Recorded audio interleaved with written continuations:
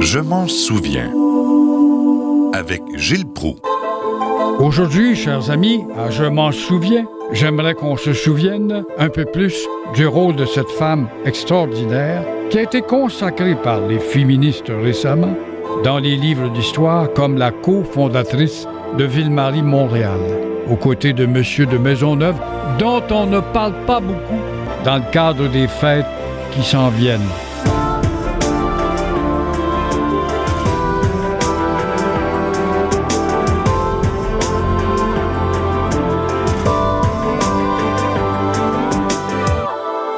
Toujours est-il que Jeanne Mance est cette femme qui a fondé l'Hôtel-Dieu. Et en 1642, vous savez, à Montréal, elle était du groupe, ils étaient une soixantaine. La carte de la ville était pas compliquée. Il n'y avait qu'une seule maison. C'était un semblant de fort. Et la soixantaine de Montréalistes vivaient dans une résidence commune qui faisait penser peut-être aux grandes maisons longue des Iroquois, alors que tout le monde couche ensemble, un à côté de l'autre, pour se réchauffer. Et la maison ressemblait à celle des Iroquois. Pourtant, ils étaient tellement redoutés par les colons, ces Iroquois, qui viendront les attaquer d'ailleurs aux premières heures de Montréal. Le premier hôpital de Montréal est donc fondé 2 ans après la ville de Montréal, ou Ville-Marie, 1644. Oh, c'était une cabane quand même, hein? Et Jeanne Mance est alors la femme forte de Ville-Marie. Elle soigne tout le monde, sans discrimination. Elle soigne même les enfants des Amérindiens ou les Amérindiens eux-mêmes, même ceux qui pourraient être les ennemis des Français. Elle est ouverte, généreuse, altruiste. Et moi qui déteste qu'on réécrive l'histoire pour la mettre au goût du jour, je dois avouer quand même, comme je le disais, que j'ai applaudi à la suggestion de faire officiellement de Jeanne Mance la véritable cofondatrice de Montréal, tant son rôle va être prédominant et indispensable.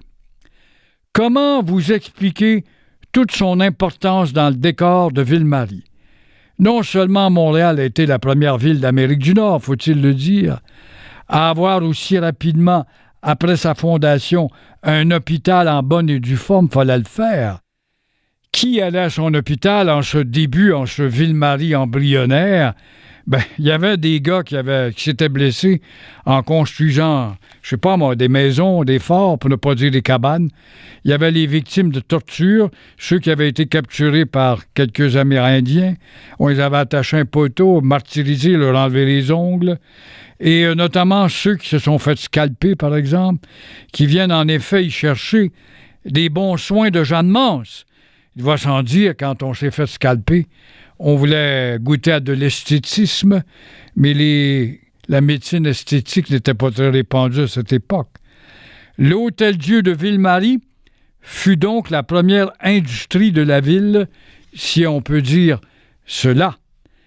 À cette époque, il y avait quand même 30 000 Hurons qui venaient de se faire massacrer ou chasser du grand lac qui portait le nom du lac Huron, justement. Et de nombreux patients de Jeanne Mance faisaient partie des rescapés. Et la santé fut, pour ainsi dire, une vocation originelle de Ville-Marie. Tout a commencé avec la santé, l'hospitalisation.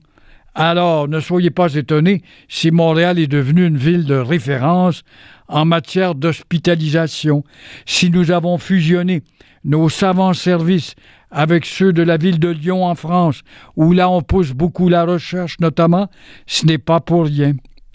Et l'on peut dire que c'est devenu une obsession, en tout cas la santé, pour toute la nation par la suite.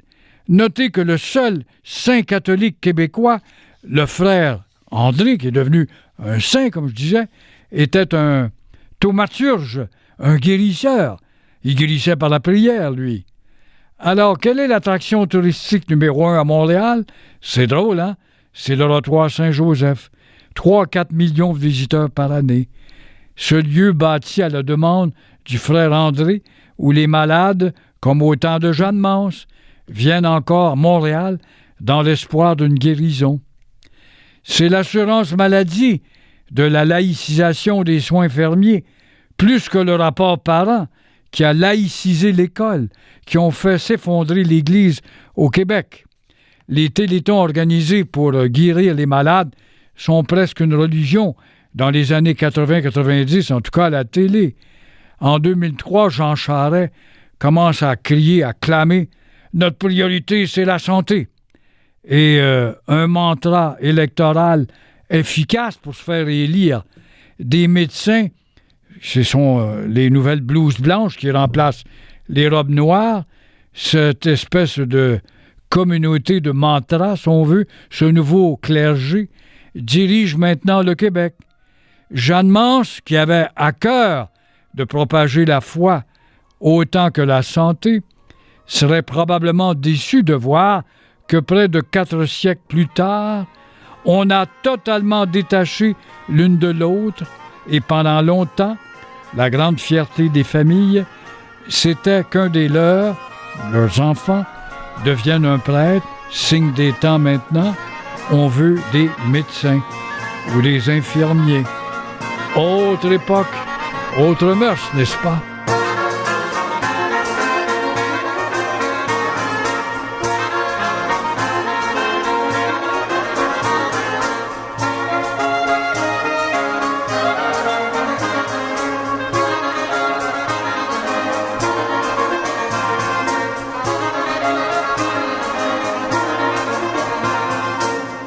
Et maintenant, si j'abordais le premier mariage qui a eu lieu à Ville-Marie, Montréal.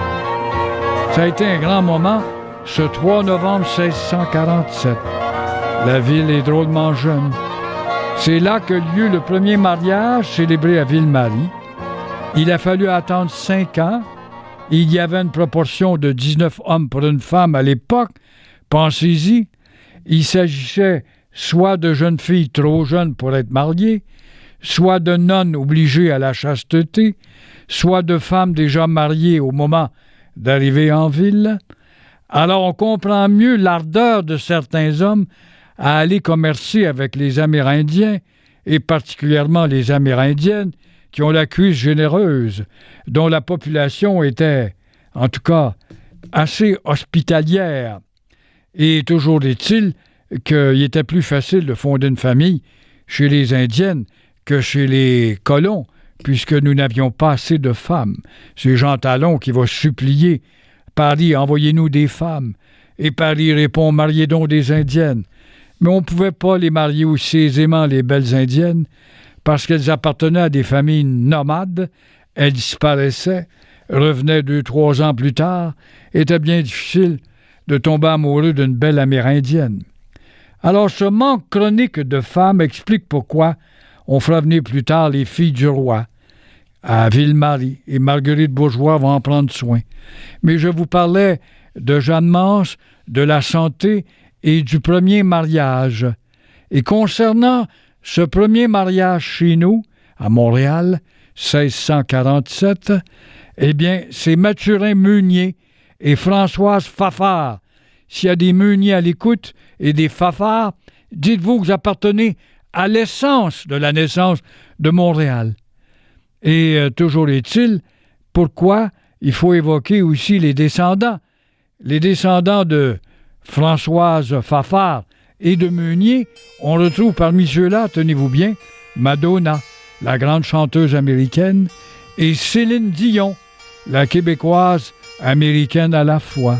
Et bien sûr, au moment de célébrer ce premier mariage, encore une fois dans l'enceinte du fort, dont on vient de découvrir les pieux, vous allez peut-être les voir durant les célébrations. Oui, on vient de découvrir des résidus du fort de Maisonneuve. Alors, c'est là qu'a eu lieu le premier mariage entre Françoise Fafard et Mathurin Meunier. Et, encore une fois, ce mariage va donner naissance à 6 enfants. On ne sait encore rien de ce futur lointain et totalement inimaginable.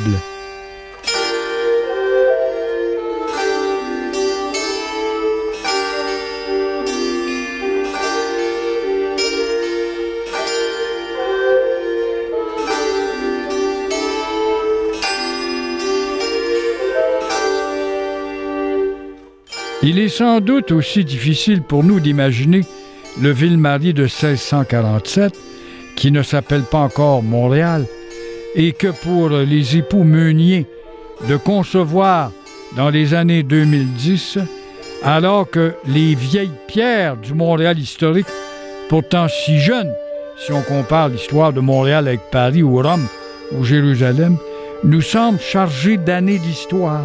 Quand on se promène autour de l'église Notre-Dame, on voit ses murs, on voit le vieux séminaire, le plus vieux bâtiment du régime français, encore debout en nos murs. On s'imagine que c'est bien vieux, mais dans le fond, notre ville est jeune, 375 ans. C'est pas la mer à boire, mais pour nous, petite nation naissante et fragile, c'est la mer à boire, et nous sommes tellement fragiles qu'on est toujours exposé à une disparition par le biais de l'assimilation et aussi par l'américanisation.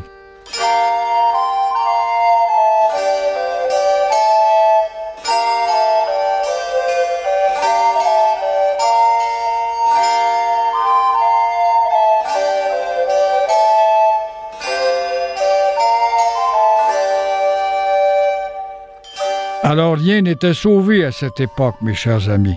Notre réalité présente de 2017, par exemple, aurait paru totalement invraisemblable aux yeux de nos aïeux, auxquels nous devons tant, pour ne pas dire tout. Nous devons surtout notre existence. Et parlant d'existence, quel est l'individu, je dis bien un individu, qui va devenir le véritable gardien de sécurité? C'est une petite chienne qui s'appelait Pilote. C'était la petite chienne de Lambert Closs, un des collaborateurs immédiats militaires de son métier. Quand même fringant et brave, il était très près de Maisonneuve. Arrivé chez nous avec son maître, Lambert Closs est un soldat et un commerçant à la fois. Il a dans ses bras une petite chienne qui s'appelle Pilote. Elle était enceinte, la petite, elle portait, la petite chienne Pilote. C'était un labrador, apparemment. Et bientôt, elle va mettre au monde 6 chiots qui vont sortir des fortifications, grandir, des petits chiens excités qui vont fouiner dans la forêt, puis ils vont se promener tout autour. Ah, ils sont naïfs, excités, ils ont la joie de vivre, ces petits animaux. Et ils vont suivre souvent leur maître. Et un coup de chance, mes chers amis, comment la chienne Pilote est-elle devenue la première ministre de la Sécurité publique, devrais-je dire? Elle va détecter la présence curieuse et odorante, si on veut, autour du fort de Ville-Marie. Elle voit donc que ces guerriers qui grouillent derrière les herbages sont des Iroquois. Elle se met à japper furieusement, et en surprenant ces étrangers mal intentionnés, ceux-ci vont être tellement étonnés parce qu'ils n'avaient jamais vu de chien de leur vie. Ils sont étonnés par cette belle petite créature, le chien, qui rappelait le coyote ou le loup, mais un coyote domestiqué. Alors, ils vont être d'un rôle inestimable, ces chiens, à aviser les colons qui travaillent à l'extérieur du fort à bêcher leur terre. Il suffit de se rappeler l'aisance incroyable avec laquelle les Amérindiens savaient se camoufler pour comprendre que le chien va jouer un rôle essentiel à la survie de Ville-Marie. Une escouade dont Pilote fut la mère originelle protège ainsi la ville des attaques surprises, jusqu'à ce que les Iroquois trouvent quand même les moyens d'égarer les chiens ou de les faire taire en leur donnant, par exemple, de la viande crue. Eh bien là, c'est fini, le petit chien est attiré par la nourriture et oublie le méchant Indien qui nous surveille.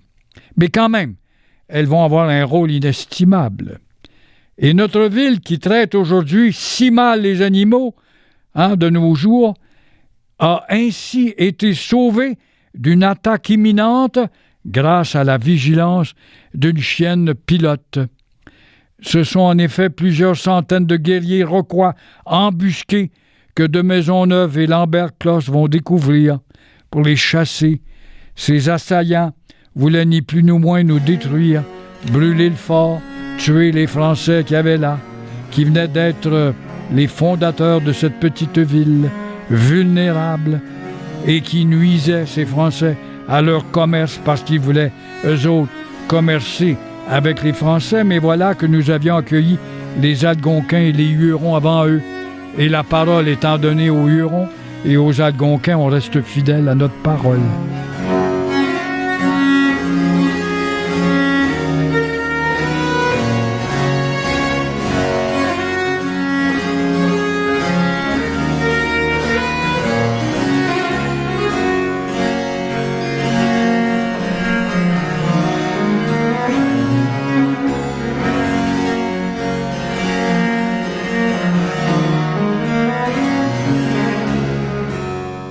Pilote est le seul chien célèbre de la Nouvelle-France.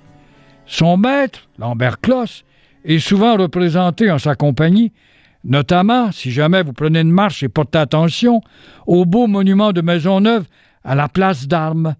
Vous allez voir au pied de Maisonneuve, il y a l'Inde indien, il y a Jeanne Mance et il y a aussi Pilote qui est au bras de Lambert Closse.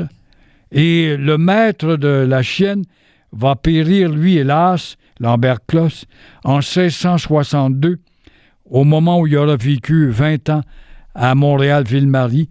Il va tomber lors d'une attaque iroquoise qui se solde par une centaine de prisonniers chez les Montréalistes. Une catastrophe pour Ville-Marie, qui vit sa population perdre 107 habitants d'un seul coup. Imaginez-vous, la ville était saignée.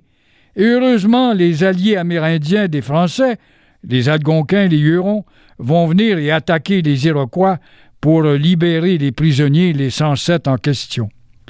Mais ce fut cependant quand même une tragédie personnelle pour de Maisonneuve, qui, avec la disparition de Lambert Closse, son ami, c'était son bras droit lui aussi, celui-ci va donc périr parce que ces deux fusils s'étaient enrayés en même temps.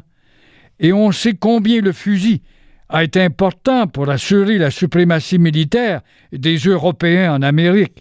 On en parle beaucoup, alors qu'on oublie de parler des animaux qui furent en quelque sorte l'autre technologie sur laquelle ils s'appuyèrent. Les chevaux et les bœufs pour le travail, les chiens pour la sécurité ou la protection, les chats pour détruire la vermine. Voyez que tout animal a son utilité, c'est pas pour rien que Saint François d'Assise est devenu le patron des animaux, alors que pendant tellement longtemps, et encore récemment, dans notre propre code civil, le chien est un objet, un meuble, et imaginez-vous. Alors rapidement, les Autochtones vont adopter leurs propres animaux domestiques, et eux aussi vont avoir le chien pour meilleur ami. Et rappelons enfin quand même aux habitants de Saint-Lambert, ils ne savent pas ça, qu'ils vivent dans l'ancien fief des héritiers de Lambert Closse.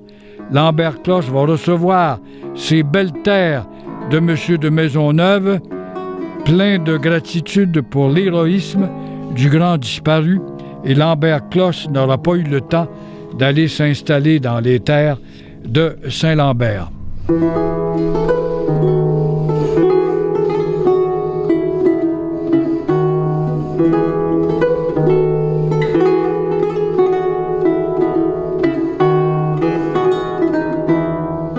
Et pour compléter, parlons aussi d'une autre femme extraordinaire. On est rendu en 1658, toujours dans le régime de Ville-Marie, Nouvelle-France. Et cette autre femme extraordinaire, si je vous parlais tout à l'heure de Jeanne Mance, qui devient l'équivalent de la ministre de la Santé, Marguerite Bourgeoys, elle, fonde la première école. L'autre a fondé le premier hôpital. Elle fonde la première école. Elle est en quelque sorte la première ministre de l'Éducation. Que l'éducation s'est détériorée par rapport à la rigueur que cette femme, Marguerite Bourgeoys, a apportée ici en termes d'éducation, de civisme, de savoir-faire et aussi de travail acharné pour apprendre et travailler à l'élévation de la connaissance. Si Jésus a eu une étable pour crèche, pourquoi un tel bâtiment serait-il indigne d'accueillir une école? C'est un peu ce que Marguerite Bourgeoys avait compris. Voilà ce qui est arrivé à Ville-Marie lors d'un voyage en France en 1652. Monsieur de Maisonneuve, qui a laissé Montréal entre les mains de Jeanne Mance, est découragé, cherche de l'argent, des appuis. Alors ça va pas du tout. Il a eu ses hauts et ses bas, cet homme-là aussi. Il aurait eu toutes les raisons d'abandonner le projet fou de ces fous et de ces folles de Dieu qu'étaient les pionniers de Ville-Marie.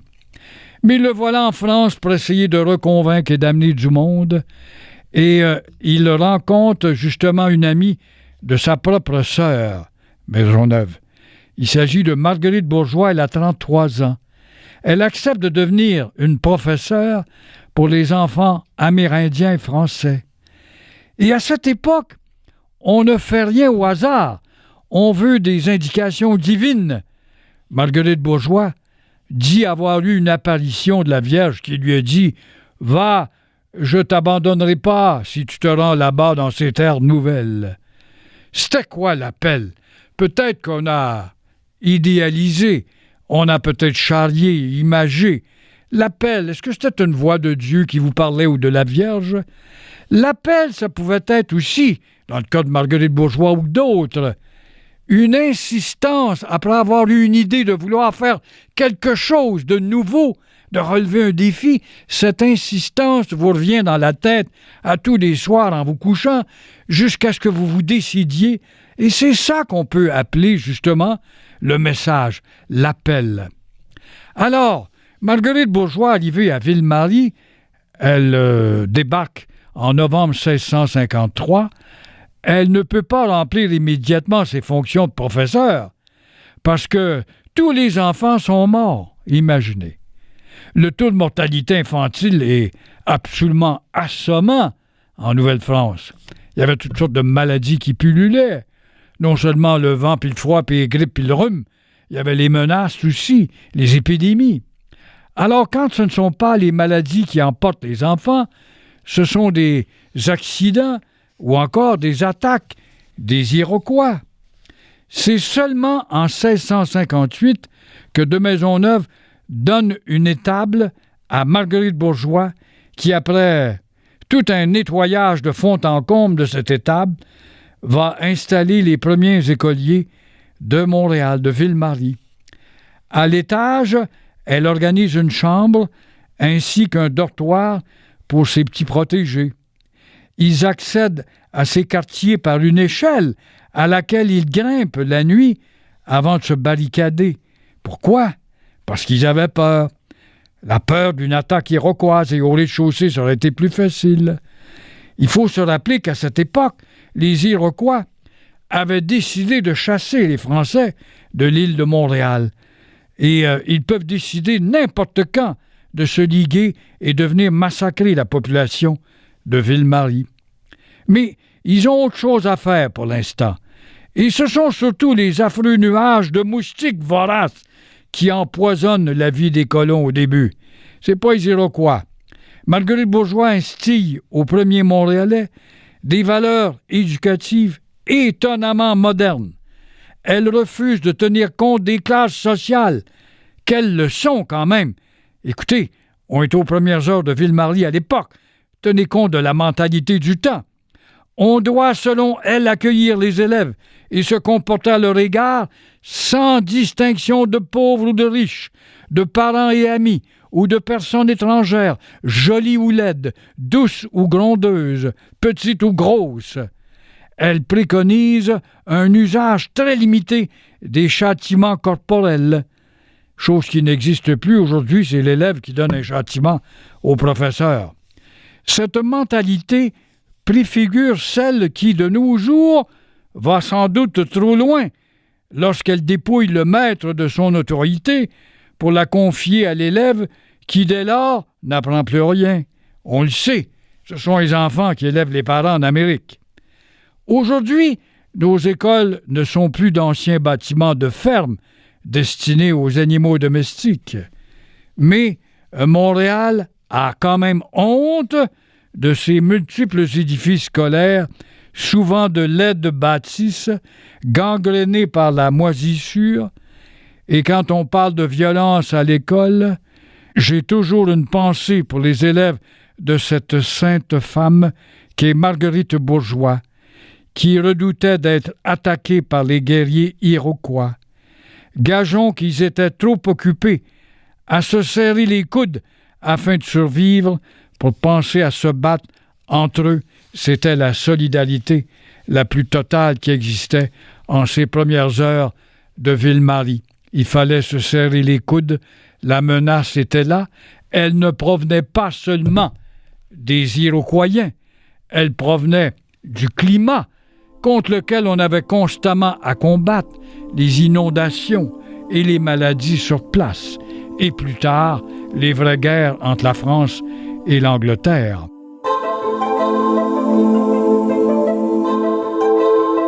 Alors voilà pour ce chapitre sur une femme hors de l'ordinaire, Marguerite Bourgeois. Je vous parlais des menaces, des défis à relever. Il y a eu celui de Dollard des Ormeaux à la bataille du Lonceau, qui sauve la colonie. Mais ce qui va sauver aussi la colonie, parce qu'on a de la misère à peupler, c'est l'arrivée des filles du roi, dont je vous parlerai dans un autre volet.